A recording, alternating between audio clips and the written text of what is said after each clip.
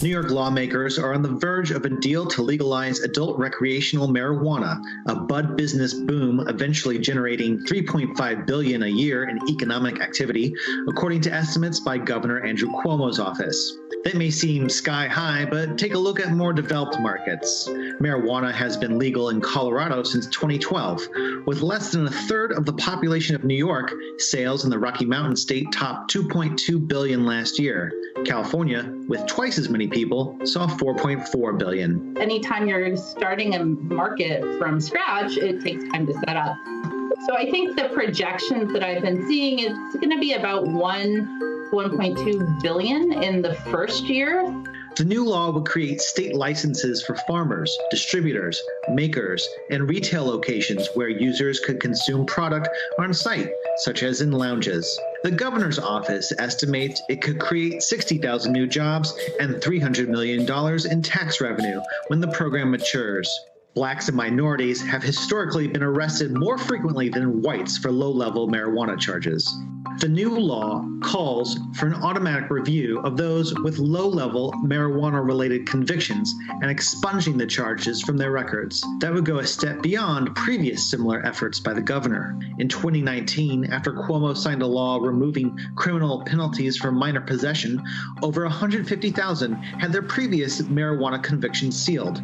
This bill hopes to tackle the economic imbalances. About 40% of the revenue would go to a new social equity fund for programs that help address those harmed by marijuana arrests, like job placement, housing, and legal barriers to reentry. While in the works for years, the push comes as Cuomo faces calls to resign after a series of sexual misconduct allegations and is seen as an olive branch to progressives, among the loudest calling for him to go.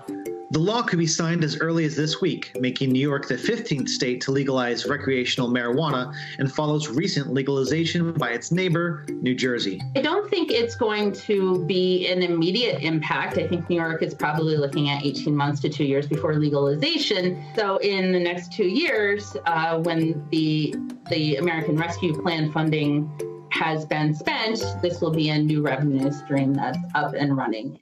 While some conservatives support the measure around medical aid, personal choice, and freeing up law enforcement resources, others highlight driver safety, health, and gateway drug concerns as ongoing sticking points.